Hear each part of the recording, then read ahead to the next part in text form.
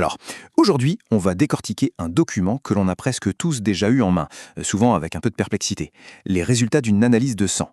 Oui, toutes ces colonnes de chiffres, ces termes médicaux, ça peut paraître un peu abstrait. Mais et si on voyait ça différemment? Pas comme un simple examen, mais plutôt comme le rapport d'une enquête fascinante sur ce qui se passe à l'intérieur de notre corps. Allez, on y va. Au cœur de cette enquête, on trouve les leucocytes, qu'on connaît mieux sous le nom de globules blancs.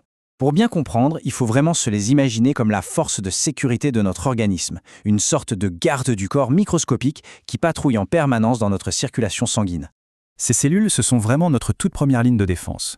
Et si on voit les choses comme ça, une analyse de sang, eh bien ça devient une sorte de rapport de sécurité quotidien. Ça nous dit qui est présent, en quel nombre, et si une activité un peu suspecte a été détectée. Et c'est justement là que notre investigation commence. On va se concentrer sur les anomalies qu'on appelle bénignes, donc non cancéreuses.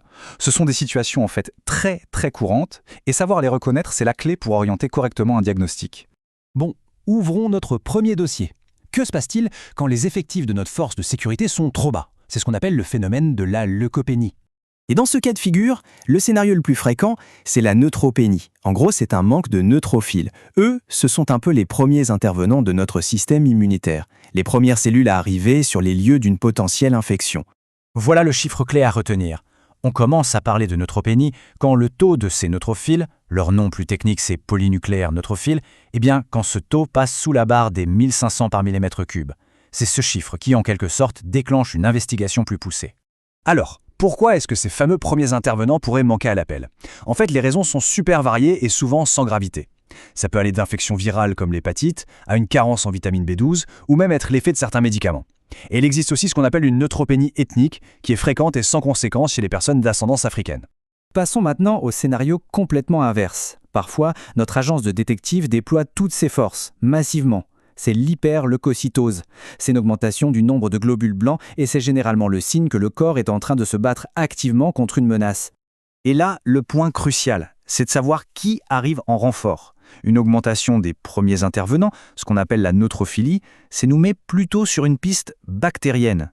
A l'inverse, si on a une arrivée massive des spécialistes du renseignement, les lymphocytes, là on penche plutôt pour une piste virale.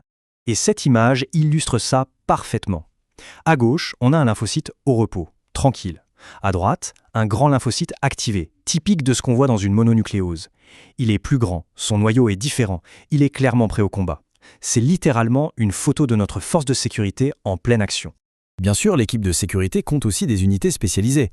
Une éosinophilie, par exemple, ça peut signaler une réaction allergique ou une infection par un parasite. Une monocytose, quant à elle, est souvent liée à des enquêtes de plus longue haleine, comme des infections chroniques du type tuberculose. Allons encore un peu plus loin. Parfois, le nombre d'agents sur le terrain est normal, mais c'est leur apparence qui est suspecte. La morphologie même des cellules peut devenir un indice absolument capital pour l'enquête. Imaginez une crise si importante que le centre de production, c'est-à-dire la moelle osseuse, est obligé d'envoyer des recrues pas encore totalement formées. C'est ça la myélémie, la présence de ces cellules immatures dans la circulation sanguine. C'est le signe que le corps accélère la production de défenseurs de manière drastique. Le noyau de la cellule, son centre de commandement, peut aussi livrer des secrets. D'un côté, un noyau qu'on dit hypersegmenté, avec trop de lobes. Ça, c'est un indice qui peut orienter vers une carence en vitamine B9 ou B12. Et de l'autre côté, c'est l'inverse. Un noyau pas assez segmenté. C'est une anomalie qui peut se voir lors d'infections bactériennes. C'est fascinant de voir comme la forme seule peut raconter toute une histoire. Et l'enquête ne s'arrête pas au noyau. Le cytoplasme, qui est le corps de la cellule, est une vraie mine d'informations. Ces sortes de trous, qu'on appelle des vacuoles, ce sont de véritables preuves de terrain. Elles peuvent signaler une infection très sévère, un sepsis, ou un état d'alcoolisme aigu.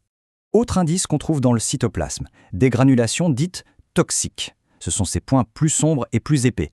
Leur présence indique que la cellule est en état de stress intense, une situation fréquente lors de certaines infections bactériennes.